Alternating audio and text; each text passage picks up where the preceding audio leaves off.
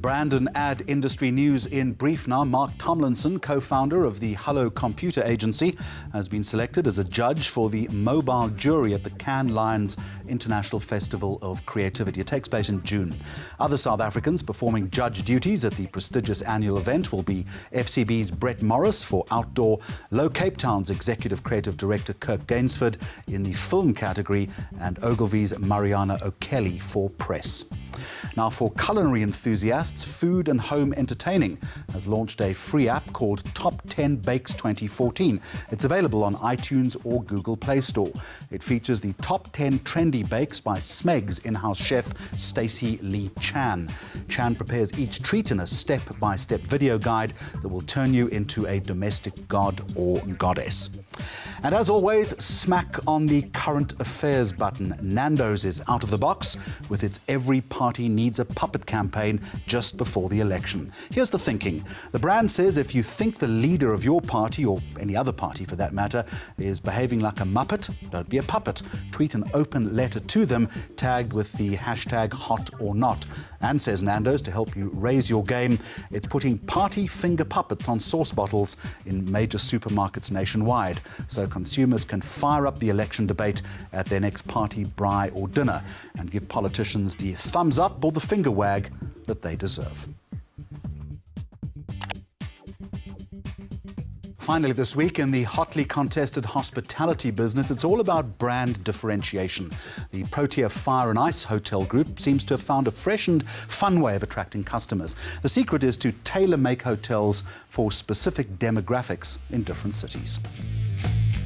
When Fire Ice started, it was the perfect opportunity for us to bring a product into the market that at that stage in 2006, hotels were really generally cookie-cutter style hotels. Everything was the same, it was all modularized. Fire Ice then came in to decide, let's shake things up. We saw the trend that the future travel is one that can be segmented into brand igniters who will take your brand further if you create the right experience, not only from a physical perspective, but also from a guest experience perspective. But the trick with Fire and Ice is not only about the physical aspect, it's actually really around the brand experience or the guest experience. What we deliver through guest service is what creates the biggest talkability, as opposed to just the physical attributes that have been presented in the actual hotel. When the hotel was designed, it was to create talking points. The talking points from a physical standpoint at Fire and Ice Cape Town was really around creating unique storytelling opportunities. So one is the Shark Cage lift and the Table Mountain lift, where we themed the elevators to take guests from the public areas up into their bedrooms. And it creates a huge amount of viral engagement. We almost call it the Instagram effect. The nature of consumers today, everyone's on social, everyone's engaging as that channel, and they have huge connectivity in their network. So no better place to really engage with our customers. So give them an opportunity to share your brand, talk about your brand, but most importantly, listen to them in the social channel and see what they're saying. Other areas that we decided to also theme or create talkability was the public areas in terms of the unisex toilets. It creates a huge amount of engagement when anyone walks into this hotel. They're almost on the payroll because they take their own friends and say, I've got to show you the toilets, you've got to see these toilets. And we had 5 different toilets there, all themed to different themes. The one is the stage fright toilets, where you've got all these people looking at you and with mirrors around you, so it puts a lot of pressure on. There's another themed one where it's got pictures of 2 individuals who look naked, but when you move the towel away, the alarm goes off in the restaurant. So everyone kind of realizes that you've been looking, you took a peek. So those kind of things, along with the smoking room, which we call the coffin room, like you're coughing, we actually sit on coffins as the benches to smoke on, and when you look up to the ceiling, there's a picture of a priest and friends looking down into your grave. They're very controversial, very edgy, but they create huge talkability. And then the fish tank in the restaurant, just to keep the movement and the storytelling going. I think the trick is that storytelling and brand igniting cannot only be done in the physical design and product, because you don't have enough money, you don't have enough time to continuously change a product, and that's not sustainable. The sustainability is creating the happenings, the social engagement with your space. So creating the right events, DJ evenings, new food and beverage concepts.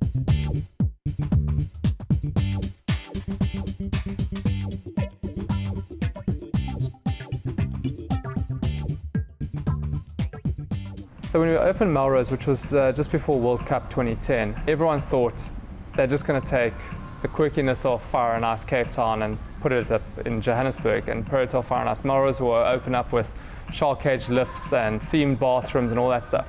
But quite honestly, if we did that, it wouldn't be Fire and Ice. It wouldn't be in line with the brand genius of what Fire and Ice is, which is always pushing and bringing out new stuff and new relevant stuff. So for Fire and Ice in Melrose Arch was to say, how do we still remain relevant, quirky, different, but aligned to the area? And with Josie being all about glitz, glam, sexy people, we said no better theme, let's pull off the old Hollywood glamour theme.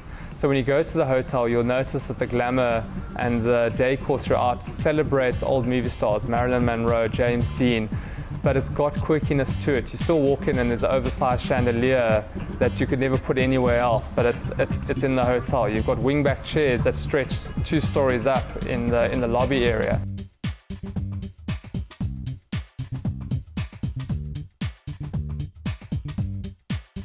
There's certain markets that enjoy it, certain markets that won't use it, and the reason for it is really because the hotel itself has always been based not on room size. And what I mean by that is that the rooms in these hotels are fairly small. I mean, they're minimalist by design, looking at anything between 15 to 24 square meters. The reason for the small rooms is not that we want to stack in as many rooms as we can. It's actually to say the social engagements of our guests and the type of person who stays here, being young at heart, is someone who likes to socialize and be out in the space.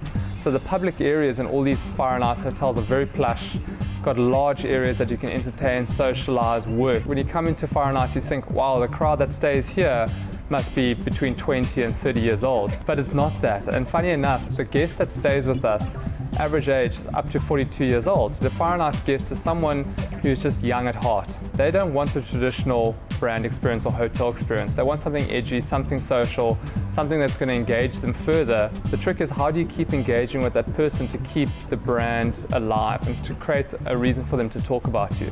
Quirkiness, humor, having communication with attitude, being bold and slick is what stands out from the clutter.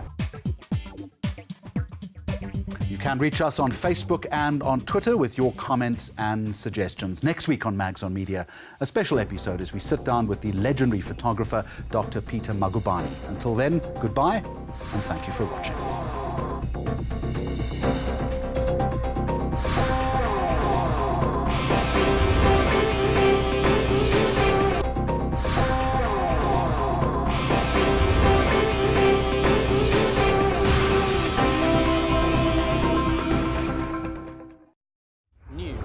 That moves. ENCA.com.